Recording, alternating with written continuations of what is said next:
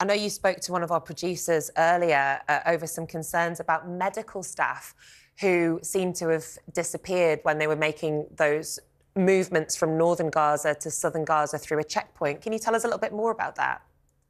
Absolutely. I mean, we're seeing these wonderful scenes of the Israeli hostages being released and some Palestinian prisoners being released as well. But we've also heard some very, very worrying stories of Gazan doctors disappearing, being kidnapped whilst evacuating from the north to go south. As of yesterday, the UN has reported 11 healthcare workers, 10 doctors and 1 paramedic having been kidnapped or taken from the convoy going south.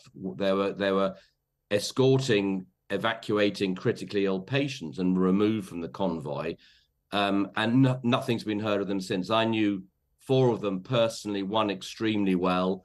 We've been in contact with their families, and they have heard nothing from them at all. And it's an extremely worrying development. I mean, the picture you're showing there is of Dr. Salih Elawa, who I've known for years. He was a medical student at the Islamic University of Gaza.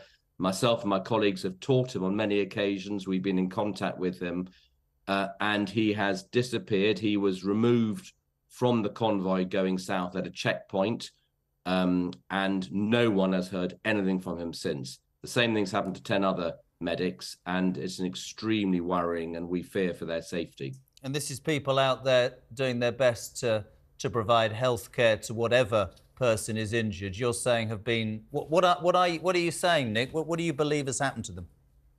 I don't know. I mean, I don't know whether they're in Gaza, whether they've been taken to Israel. I know, as I said, I knew 4 of them, 1 of them really well, the other 3 fairly well. The ones I knew well, I don't believe for a second were involved with Hamas. I've known them for many years.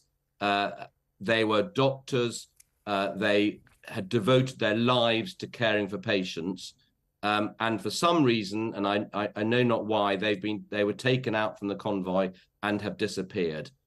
Effectively, they've been kidnapped, and we fear greatly for their safety. Their family has given us permission through contacts, to publicize this, and they are desperately worried about them. So listen, we really welcome, it's fantastic to see those hostages being released, but this is a hugely worrying development about which we're very, very concerned. And you must have spoken to colleagues who, you are still in contact with in Gaza. What can you speak to the situation there in the southern part of Gaza at present? Absolutely. So I've had no contact with Shifa. I mean, Shifa's been virtually disabled as a hospital now, but I've got a lot of contacts at the European hospital in southern Gaza by Khan Yunis, where I've operated as recently as May of this year. They are functioning, they're working, but they are rapidly running out of resources. And it's in many ways very similar to the description I think I gave to you about 3 weeks ago about what was going on at Shifa. Indeed.